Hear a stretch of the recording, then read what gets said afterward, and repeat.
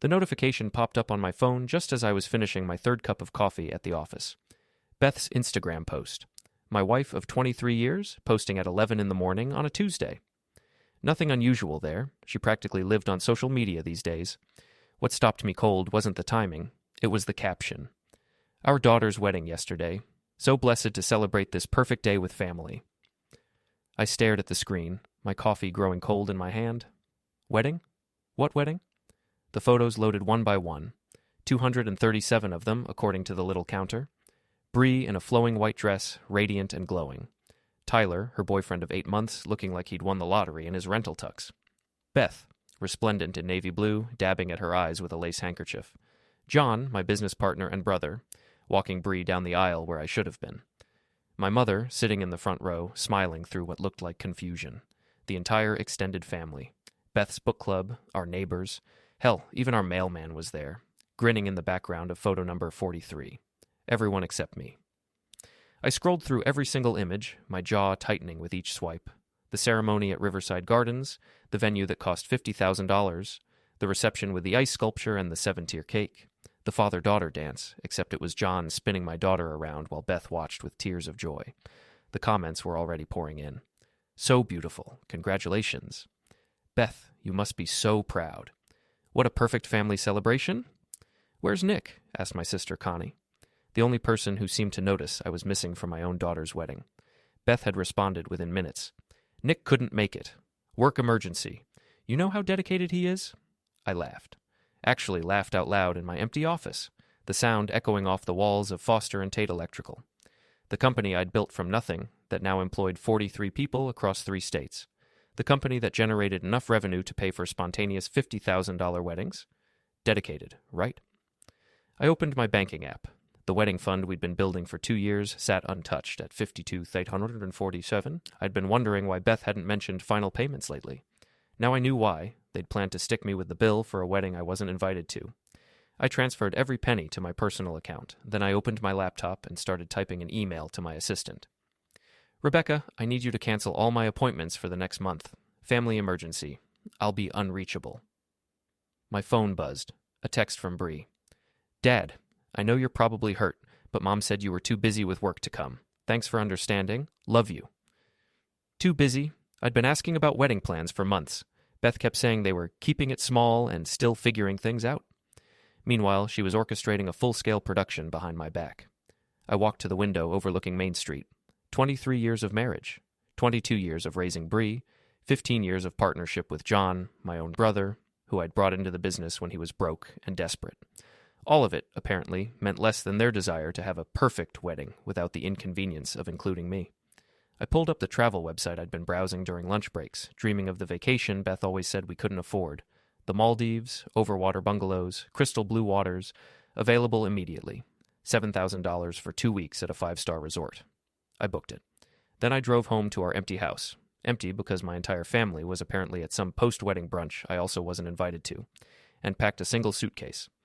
I left a note on the kitchen counter, next to a blank wedding invitation I found in Beth's desk drawer. Congratulations on the wedding I wasn't invited to. Since I missed the ceremony, I thought I'd give myself a honeymoon. The one you forgot to plan for yourselves. Don't wait up. Nick. P.S. Hope the venue payment doesn't bounce? Oh, wait. My flight left at midnight. As the plane lifted off, I turned off my phone and ordered a double whiskey. Through the small window, I watched the lights of my hometown disappear below. For the first time in months, I was smiling. The Maldives were everything the brochures promised. Crystal waters, powder-soft beaches, and most importantly, no cell service in my overwater bungalow. For 3 weeks, I lived like a king. Scuba diving, deep-sea fishing, spa treatments, and room service that cost more per meal than most people spent on groceries in a week. I deserved every penny of it. On day 22, I finally turned my phone back on. The screen exploded with notifications, missed calls, voicemails, text messages, emails. The numbers were staggering. Beth had called me 137 times. The voicemails told a story that got better with each listen. Day 3. Nick, where are you? The venue is calling about final payment. Call me back immediately. Day 7. Nick, this isn't funny anymore. The caterer is threatening to sue us. Bree is crying. Just call me back. Day 12. The honeymoon got canceled. Tyler's furious. My credit cards are maxed out. Where is the money, Nick? Day 18. I know you're getting these. The whole family thinks you've lost your mind. Come home and fix this. Day 21. Fine, be childish. But you're destroying your daughter's marriage and your own reputation. I hope you're happy. The text messages were even better. Beth's desperation escalating from confusion to anger to full-blown panic. Bree's messages started apologetic and devolved into accusations. John, surprisingly, had only sent one text. We need to talk. I sipped my pina colada and called Beth back. She answered before the first ring finished. Nick, thank God. Where the hell have you been? Paradise, I said, watching a manta ray glide through the crystal water beneath my deck. It's beautiful here. You should visit sometime. Oh, wait, you can't afford it. This isn't a joke. The venue is threatening to sue us. The photographer won't release the pictures until we pay his balance. Tyler's parents are furious about the honeymoon getting canceled. Do you have any idea what you've done? I've had a lovely vacation, I said. 22 days of pure relaxation. Did you know they have a spa here that costs $800 for a full day, worth every cent? Where's the wedding money, Nick? What wedding money? Don't play dumb, the $50,000. Oh, that money. I spent it. On a vacation. To celebrate my daughter's wedding that I wasn't invited to. The silence stretched so long I thought the call had dropped. Nick? Beth's voice was quiet. You come home right now and fix this mess. What mess? You threw a party. You pay for it. It wasn't a party. It was our daughter's wedding. Funny, I don't remember being there. Are you sure it happened? You're being ridiculous. You know you were invited. I laughed, actually laughed, while a tropical bird landed on my railing. Really? When? Show me the invitation with my name on it. Show me the text message asking me to walk my daughter down the aisle. Show me anything that suggests you wanted me there. Another long silence. We thought you knew. I thought I was married to someone who wouldn't plan our daughter's wedding behind my back and stick me with the bill. Nick, please, just come home. We'll figure this out. We? There is no we, Beth. You made that clear when you had John walk our daughter down the aisle. I hung up and ordered another drink. My phone immediately started ringing again. I let it go to voicemail, then listened to Beth's increasingly frantic messages while getting a massage from a woman named Sari who didn't speak English and didn't care about my family drama. 3 days later, I finally boarded my flight home. 25 days in paradise, paid for with wedding money they'd planned to steal from me anyway. The flight attendant offered me champagne as we took off. I accepted it and raised a toast to the clouds. To new beginnings. The house looked like a crime scene when I pulled into the driveway. Beth's car was there, along with Bree's Honda and a pickup truck I didn't recognize. Through the front window, I could see people moving around inside. I sat in my rental car for a moment, tanned and relaxed, watching my family through the glass. Beth was pacing back and forth, gesturing wildly. Bree was curled up on the couch, tissues in her hand. A man I didn't recognize, probably Tyler, was slouched in my recliner. My phone buzzed. Beth, texting from inside the house. I see you in the driveway. Get in here now. I grabbed my suitcase and walked up the front steps I'd climbed thousands of times before. The door was unlocked. I stepped inside to find 4 pairs of eyes staring at me. Well, I said, setting down my suitcase. This is cozy? Beth looked terrible. Her usually perfect hair was pulled back in a messy ponytail, and she had dark circles under her eyes. She'd lost weight. Nick? Her voice was hoarse. We need to talk. Hello to you too, dear. Bree, congratulations on your wedding. Sorry I missed it. Tyler, I assume? Welcome to the family. Such as it is. Tyler stood up from my chair. He was younger than I'd expected, maybe 25, with the kind of pretty boy looks that probably made teenage girls swoon. Right now, he looked like he wanted to punch something. Mr. Foster, we need to discuss the financial situation. Financial situation? I walked to the kitchen and grabbed a beer from the fridge. What financial situation would that be? The wedding costs, Beth said. The vendors are calling constantly. Some are threatening legal action. Sounds like a problem for whoever hired them. You hired them, Bree finally spoke, her voice thick with tears. It was your money. Was being the key phrase. I opened my beer and took a long drink. Past tense. That money bought me a very nice vacation. Dad, please. Bree stood up, and I could see she'd been crying for days. Tyler's parents are furious. They paid for the rehearsal dinner and the flowers, and now they want us to pay them back since the main reception wasn't paid for. Interesting family you married into, sweetheart. They sound charming. This is ridiculous, Tyler said. You're her father. You have a responsibility. I have a responsibility to pay for a wedding I wasn't invited to. That's a new one. You were invited, Beth exploded. We all assumed you knew. Assumed. I sat down at the kitchen table, the same table where we'd eaten thousands of family dinners. You assumed I'd figure out through telepathy that my daughter was getting married. You assumed I'd be fine with John walking her down the aisle. You assumed I'd pay $50,000 for a party I wasn't welcome at. It wasn't like that, Bree said. What was it like then? Explain it to me. Beth and Bree exchanged glances. Tyler looked uncomfortable. We wanted to keep it small, Beth said finally. Intimate.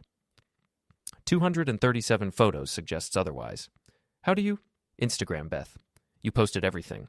The whole beautiful, intimate wedding with everyone who matters, except me. I pulled out my phone and showed them the screenshots I'd saved. Look at these comments. What a perfect family. So beautiful.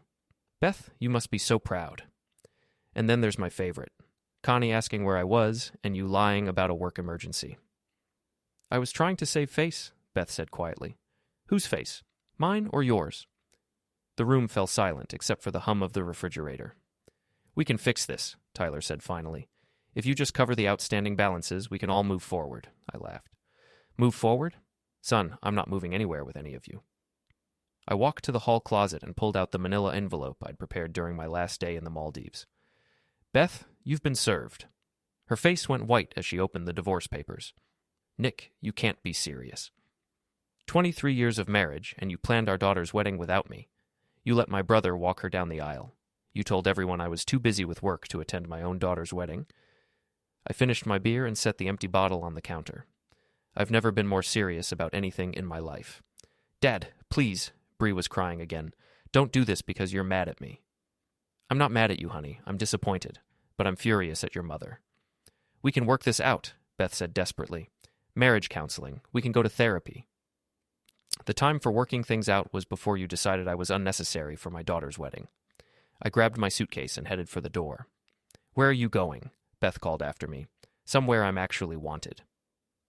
What about the vendor bills? I paused at the door and looked back at my family, my soon-to-be ex-family, standing in the wreckage of their perfect wedding. Here's a crazy idea. The people who planned the wedding can pay for the wedding. I walked out and didn't look back. My new apartment was everything the house wasn't, modern, clean, and mine alone. 15th floor of a downtown high-rise with a view of the river and no memories attached to any of the furniture. I'd been there 2 weeks when John finally showed up. I was expecting him. The doorman called up to announce him, and I almost told security to send him away. But curiosity got the better of me. I wanted to hear what my brother had to say for himself. He looked as bad as Beth had. John was usually meticulous about his appearance. Expensive suits, perfect hair, manicured nails. The man who stepped off the elevator looked like he'd been sleeping in his car. Nice place, he said, looking around the apartment. Must have cost a fortune. I can afford it. Turns out I have fewer expenses than I thought. Nick, we need to talk. Do we? I can't think of anything you have to say that I want to hear. John walked to the floor-to-ceiling windows and stared out at the city. I know you're angry. Angry? I laughed. John, angry doesn't begin to cover it. It wasn't supposed to happen like this. How was it supposed to happen? Walk me through the plan. He turned around, and I could see the exhaustion in his eyes. Beth called me 6 months ago. She said you were stressed about work, that you'd been talking about how expensive weddings were. She thought if they kept it simple, just family, it would be better for everyone. And you believed that? I wanted to believe it. Why? John was quiet for a long moment. Because I've always been jealous of you. That stopped me cold. Jealous of me? You built this company from nothing. You have the perfect family, the beautiful house, the respect of everyone in town. I've always felt like I was riding your coattails. So you decided to take my place at my daughter's wedding. Beth asked me to walk her down the aisle. She said you were okay with it. And you didn't think to call me and confirm that? I should have. He sat down heavily on my couch. Nick, I'm sorry. I screwed up. We all did. Sorry doesn't fix anything, John. What can I do to fix it? I poured myself a scotch and didn't offer him one. Nothing. There's nothing you can do. Come on, we're brothers. We've been through everything together. Brothers don't lie to each other. Brothers don't steal each other's place at their daughter's wedding. Brothers don't conspire with their sister-in-law to cut each other out of the most important moments of their lives. It wasn't a conspiracy. What would you call it? John stood up and started pacing. A mistake. A terrible, stupid mistake. The mistake was me trusting any of you. My phone rang. Beth's name on the caller ID. Your co-conspirator is calling, I told John. Should I put her on speaker so you can coordinate your stories? Nick, please? I answered the phone. What do you want, Beth? The mortgage payment bounced. That's unfortunate. Nick, you can't just stop paying the mortgage. I live here. You live there? I live here. You want to keep the house? You pay for it. I can't afford the mortgage on my salary. Then sell it. It's my home. It was our home. Now it's your problem. I hung up and looked at John. Anything else you wanted to discuss? The business? What about it? We're partners. We need to figure out how this affects the company. It doesn't. We have a partnership agreement. Unless you want to buy me out, nothing changes professionally. But personally, there is no personally anymore, John. You made that choice when you walked my daughter down the aisle. He stood there for another minute, looking like he wanted to say something else. Finally, he walked to the door. For what it's worth, Nick, I really am sorry. So am I said. Sorry I ever trusted you. After he left, I poured another scotch and stood at the window, looking out at the city lights. My phone buzzed with a text from Bree. Dad, please don't punish Mom because you're mad at me. She's crying all the time and can't afford the house payments. I stared at the message for a long time before typing back. I'm not punishing anyone, sweetheart. I'm just not fixing problems I didn't create. But she's my mom. And I'm your father, the one who wasn't invited to your wedding. I'm sorry about that. I really am.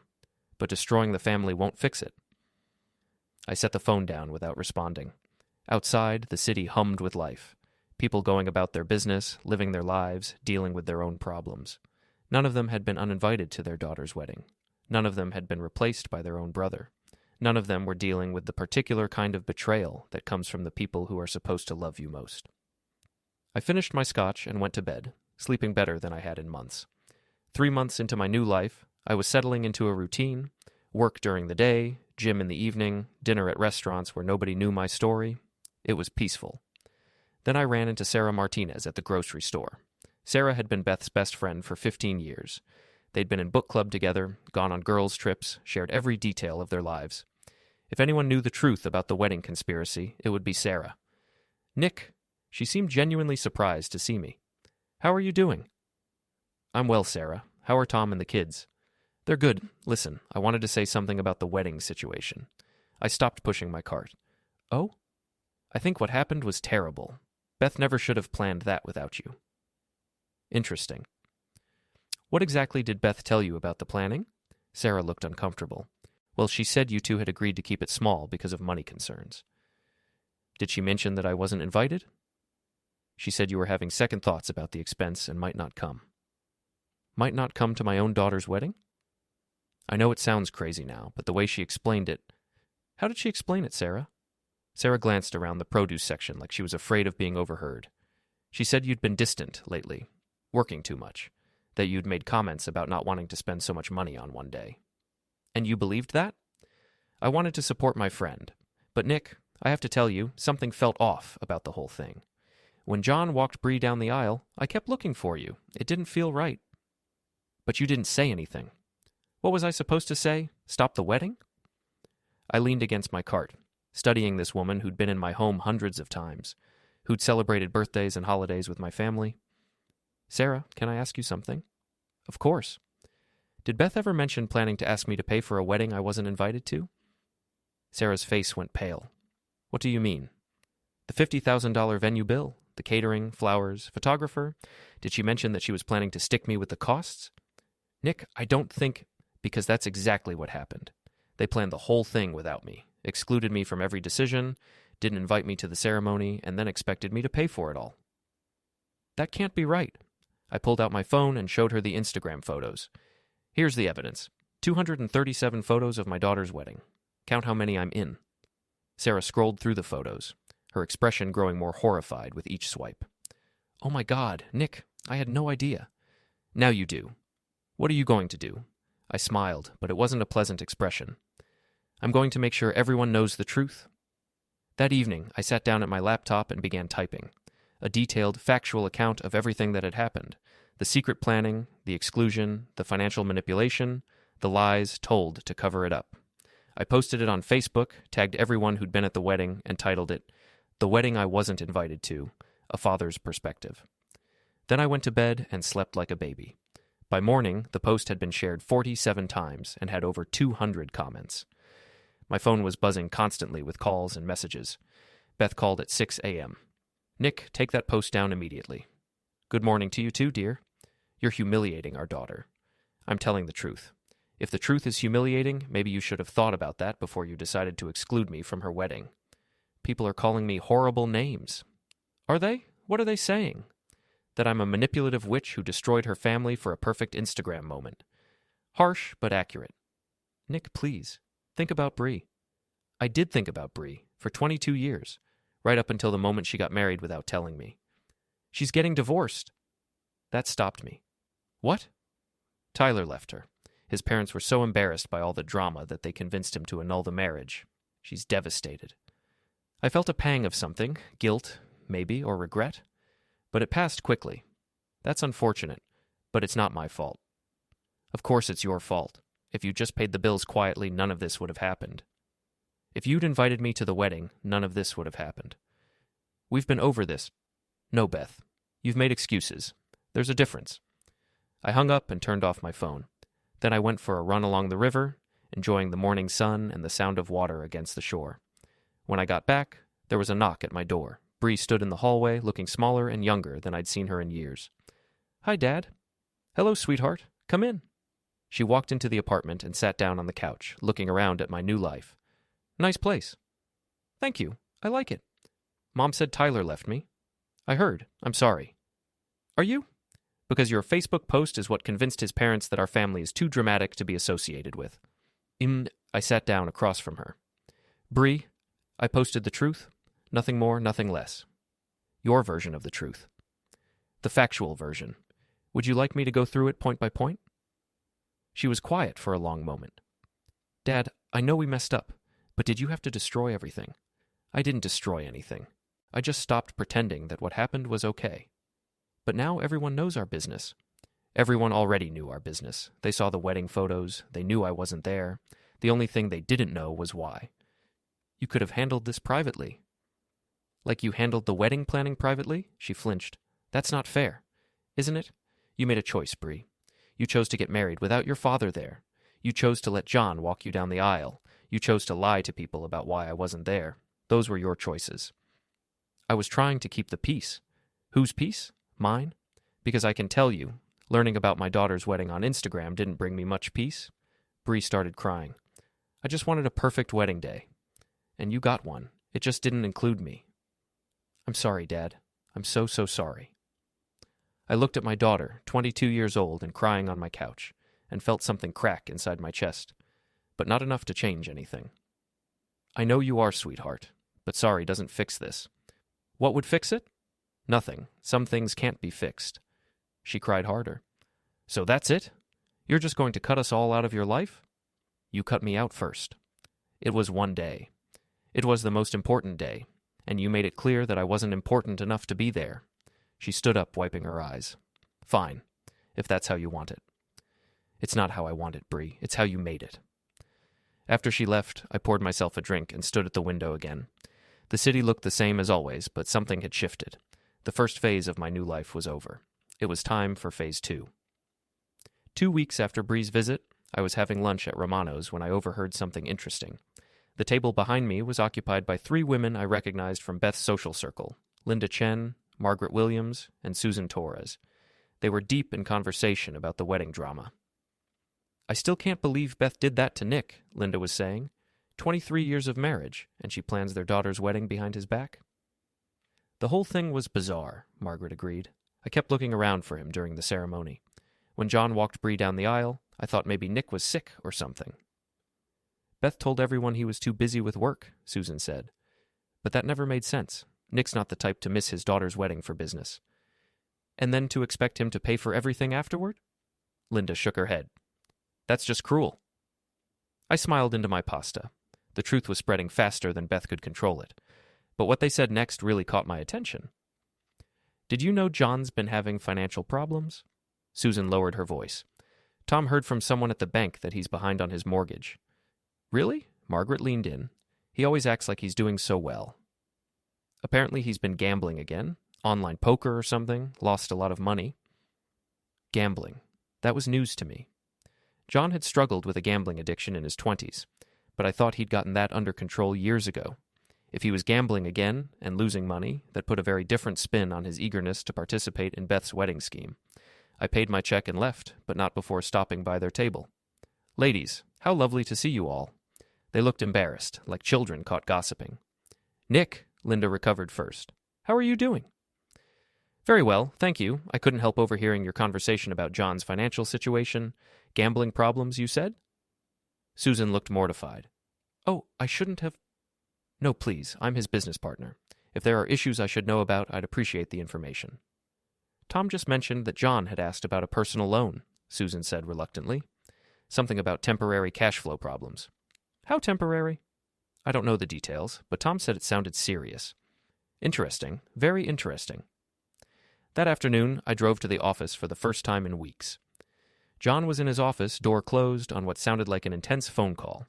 I could hear his voice through the walls, though I couldn't make out the words. Rebecca, my assistant, looked surprised to see me. Mr. Foster, I wasn't expecting you today. Just checking on a few things. Has Mr. Tate seemed stressed lately?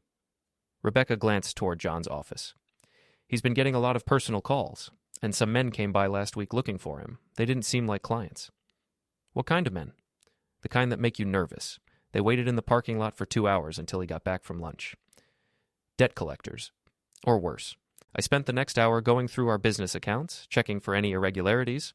Everything looked normal on the surface, but I made a mental note to have our accountant do a more thorough audit. John emerged from his office looking haggard. He stopped short when he saw me. Nick, I didn't know you were coming in today. My company, my choice. Of course.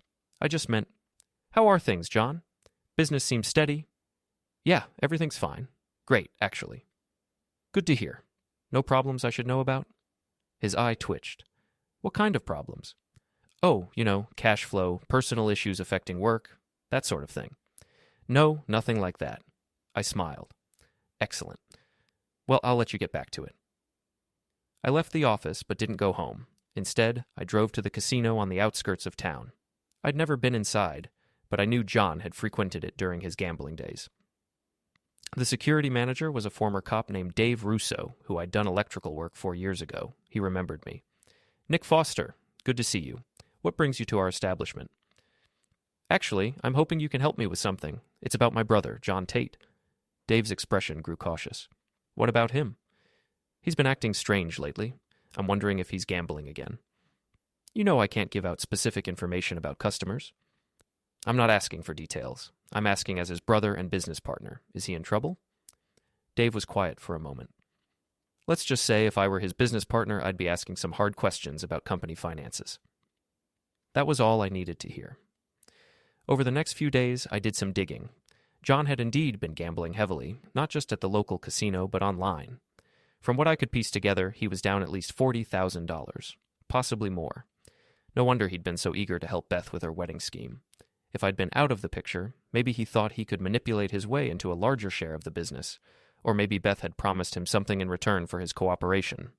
Either way, it was time to have a conversation with my soon-to-be ex-wife. I called Beth and suggested we meet for coffee. Neutral ground, public place, no chance for dramatic scenes.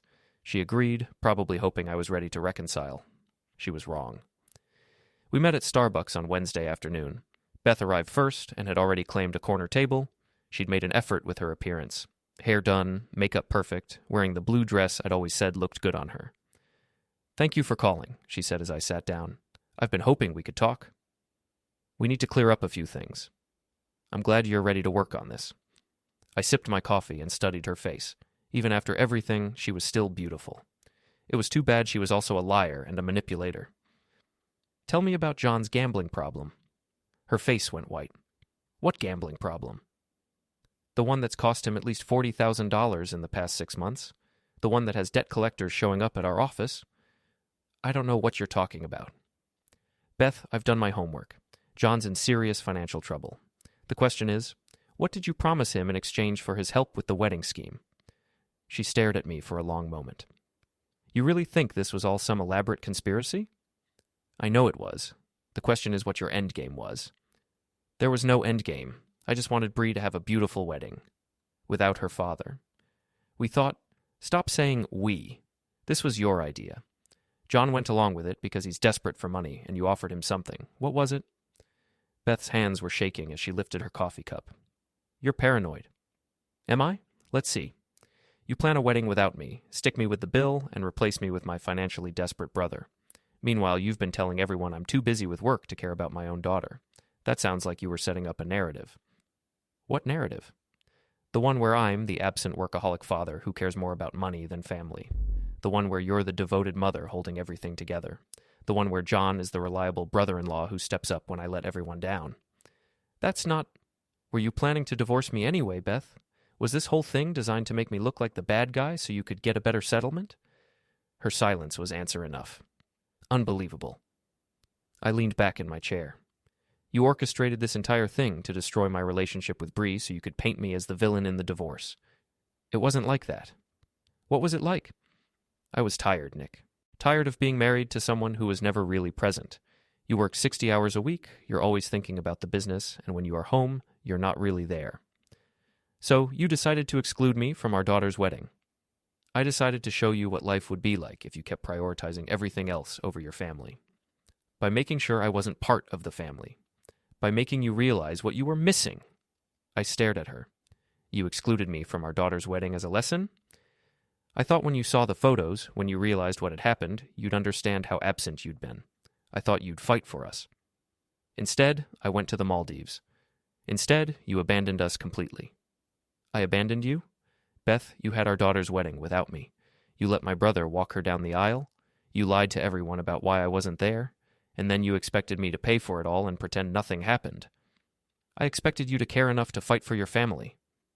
This is fighting for my family. I'm fighting against the people who tried to manipulate and exclude me. Beth started crying. Nick, please. I know I handled this wrong, but we can fix it. We can go to counseling. We can work through this. No, we can't. Why not?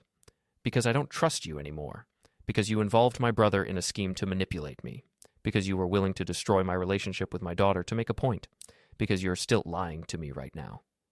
I'm not lying. What did you promise, John? She was quiet for a long time. Finally, she whispered, I told him if we got divorced, I'd make sure he kept his share of the business. And how exactly were you going to do that?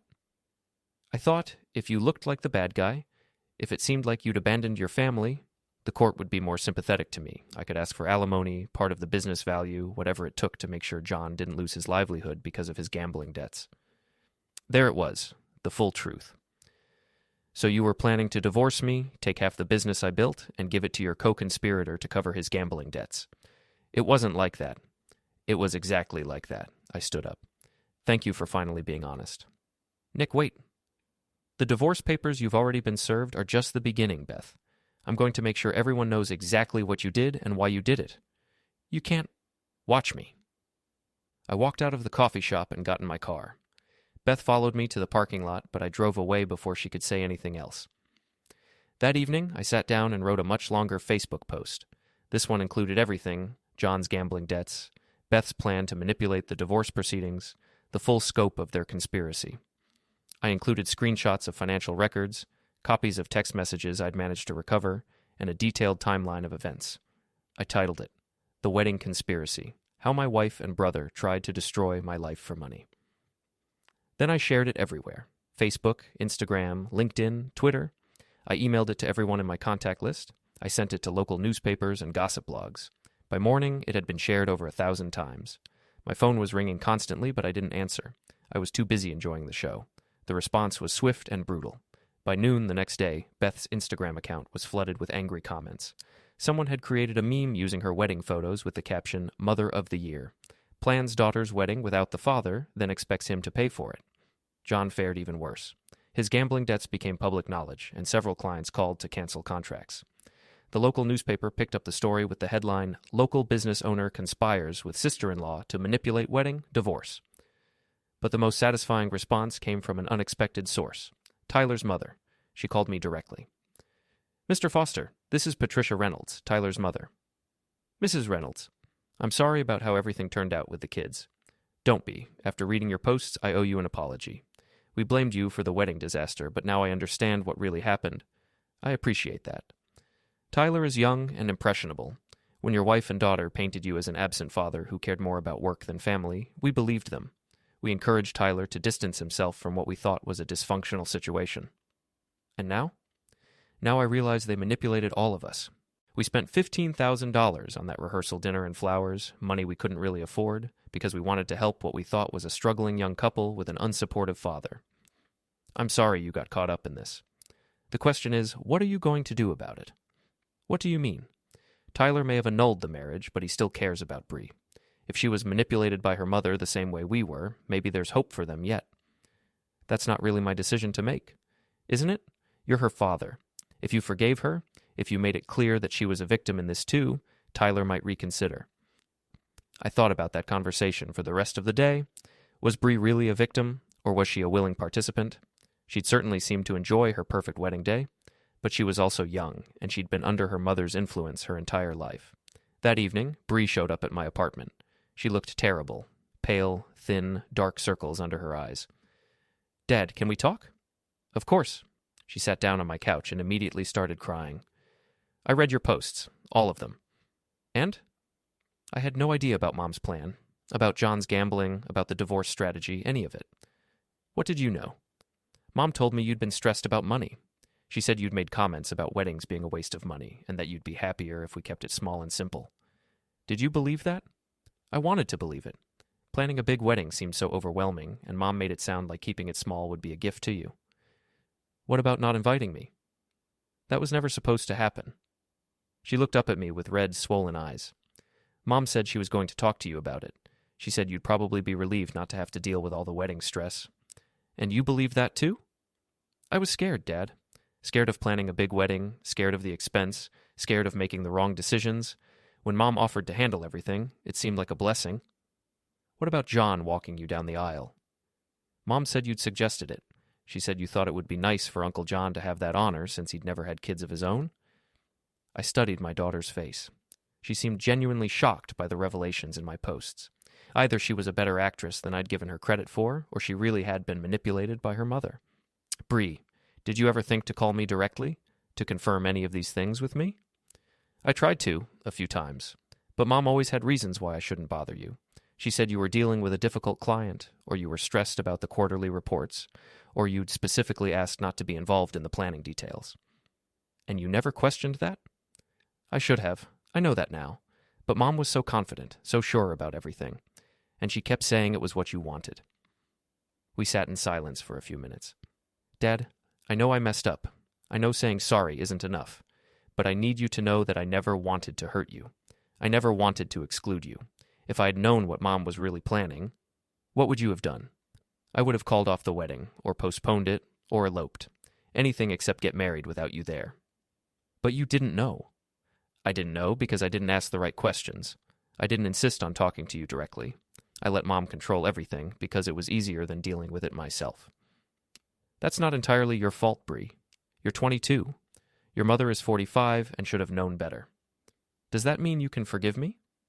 I looked at my daughter, sitting on my couch in my new apartment, asking for forgiveness for something that had destroyed our family. Part of me wanted to say yes immediately, to pull her into a hug and pretend none of this had happened. But another part of me, the part that had been betrayed and excluded and lied to, wasn't ready to let go of the hurt.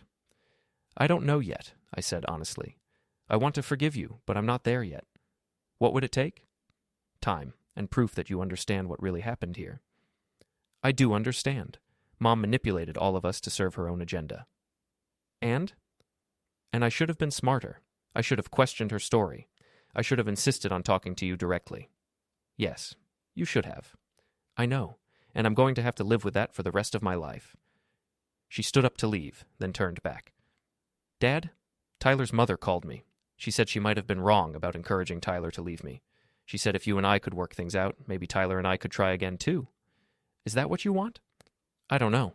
I love Tyler, but I don't know if I can trust my own judgment anymore. I let Mom convince me that excluding you was the right thing to do. What if I'm wrong about other things too?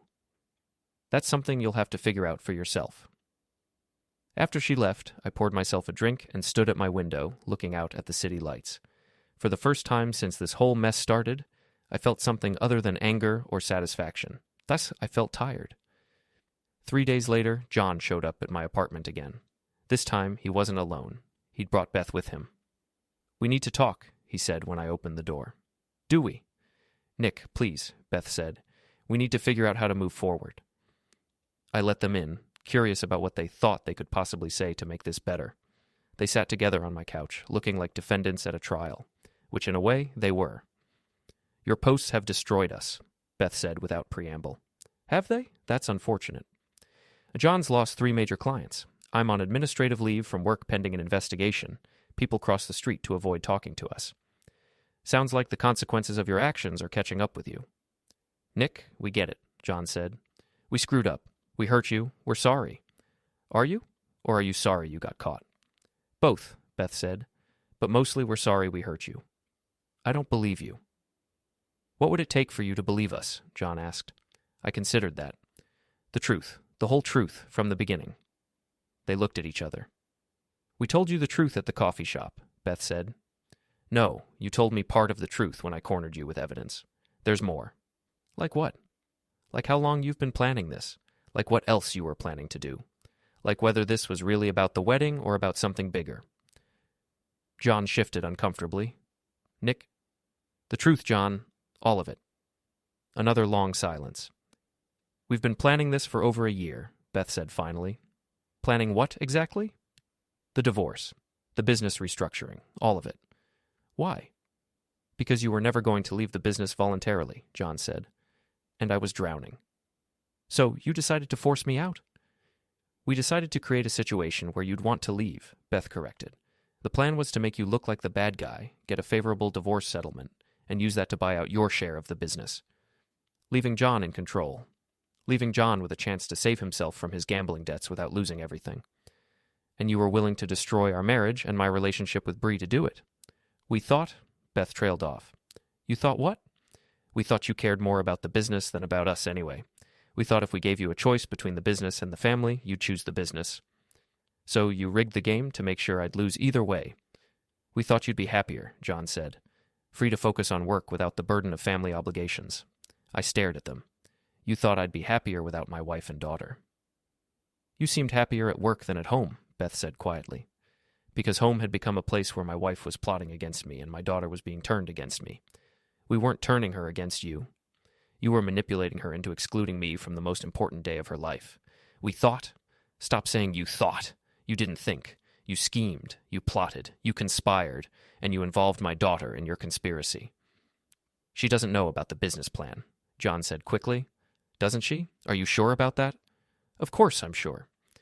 Because she's been asking me about my plans for the company, about whether I'm thinking of retiring, whether I want to stay involved long term.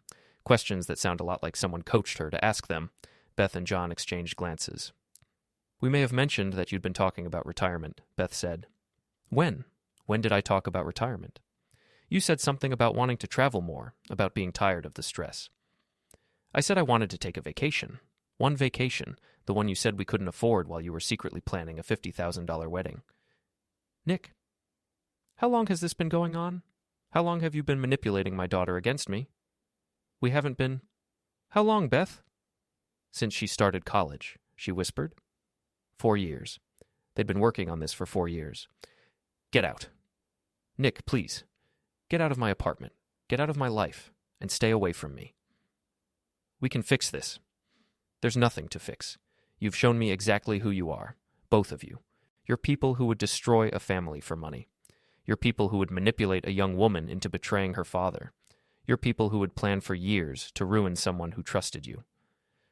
I walked to the door and opened it. I said, "Get out." They left without another word. That evening, I wrote one final post. This one included everything: the 4-year timeline, the business takeover plan, the systematic manipulation of Bree. I included copies of text messages between Beth and John that I'd recovered from old phone bills, emails about their strategy, even recordings of conversations I'd made during their visits to my apartment. I titled it, "The Long Con: How My Wife and Brother Spent 4 Years Planning to Destroy My Life." But before I posted it, I called Bree. "Dad?" Sweetheart, I need you to come over. There are some things you need to know before the rest of the world finds out. What things? Things about your mother's plan that go back to when you started college. Things about why she really wanted you to exclude me from your wedding. I don't understand. You will. Come over now, before I post this online. An hour later, Bree was sitting on my couch, reading through everything I'd compiled. Her face went through a range of emotions: confusion, shock, disbelief, and finally, rage. 4 years? She whispered. 4 years. She's been manipulating me since I was 18? It looks that way.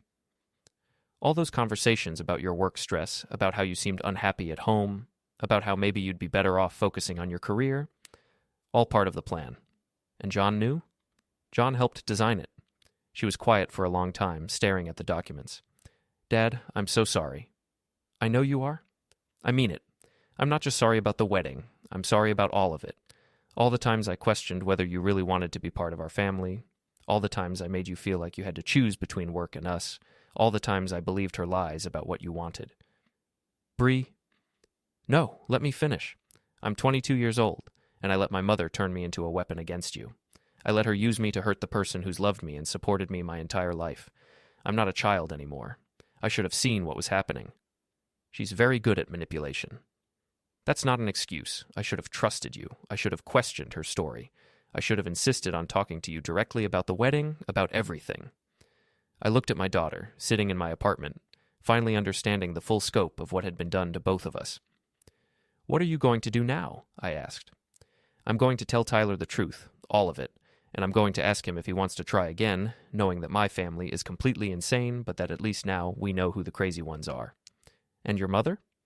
I'm done with her. Completely done. She can figure out her own life without using me as a pawn in her schemes. That's a big decision. It's the right decision. Dad, can I ask you something? Anything. Do you think you can forgive me? Really forgive me, not just say you do? I looked at my daughter, 22 years old and finally seeing clearly, and felt something shift inside my chest. Yes, I said. I think I can. She started crying again, but this time they were tears of relief. Can I stay here tonight? I don't want to go home and face her. Of course. And Dad, when you post that final story, can you make it clear that I didn't know about the business plan? I know I was stupid about the wedding, but I need people to know I wasn't part of trying to steal your company. I'll make that very clear. That night, I posted the final chapter of the story. Within hours, it had been shared thousands of times. The local news picked it up. A blogger with a large following wrote a piece about it titled, "The Most Diabolical Divorce Plan Ever." Beth's phone number was disconnected by morning. John's office was closed indefinitely, and for the first time in months, I felt like I could breathe again. Epilogue. 6 months later, Tyler and Bree remarried in a simple ceremony at the courthouse. I walked her down the aisle this time, and Tyler's parents were there to support their son's decision to give love another chance. John sold his share of the business to me for a fraction of what it was worth. He needed the money to pay off his gambling debts and legal fees. I heard he moved to another state and was working for someone else's electrical company. Beth got the house in the divorce, but she had to sell it to pay her legal bills and the outstanding wedding vendor costs. Last I heard, she was renting a small apartment across town and working as a receptionist. The business was thriving without the drama. My employees seemed relieved that the family chaos was over, and we'd landed several new major contracts. But the best part was having my daughter back. Bree and Tyler came over for dinner every Sunday. We talked about everything, her job, his plans for graduate school, their hopes for the future. She never mentioned her mother, and I never asked. One Sunday evening, as they were getting ready to leave, Bree hugged me extra tight. Dad, I know I've said this before, but I need to say it again. I'm sorry for all of it. I know, sweetheart, and I've forgiven you, completely. How? How do you forgive something like that? I thought about it for a moment. Because you were a victim too. Because you've learned from it. And because holding on to anger was hurting me more than it was hurting anyone else. What about Mom and John? That's different. They were the architects of the plan. They knew exactly what they were doing and why. Do you ever miss her? Mom, I mean. I miss who I thought she was, but that person never really existed. I miss her too sometimes. Then I remember what she did, and I get angry all over again. That's normal. She was your mother for 22 years. It's okay to grieve the relationship you thought you had.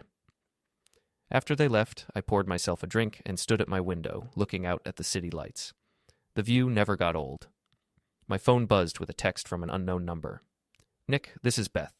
I know you probably don't want to hear from me, but I wanted you to know that I'm sorry. Really, truly sorry. I destroyed our family for nothing. John's gone, Bree won't speak to me, and I lost the best man I've ever known. I don't expect forgiveness, but I needed you to know that I know what I did was wrong." I stared at the message for a long time, then deleted it without responding. Some apologies come too late. Some betrayals are too deep to forgive, and some people have to live with the consequences of their choices. I finished my drink, turned off the lights, and went to bed in my apartment that no one had ever lied to me in, where no one had ever plotted against me, where I could finally sleep peacefully knowing that the people in my life actually wanted me there. It wasn't the life I'd planned, but it was a good life. It was an honest life. And after everything that had happened, that was enough.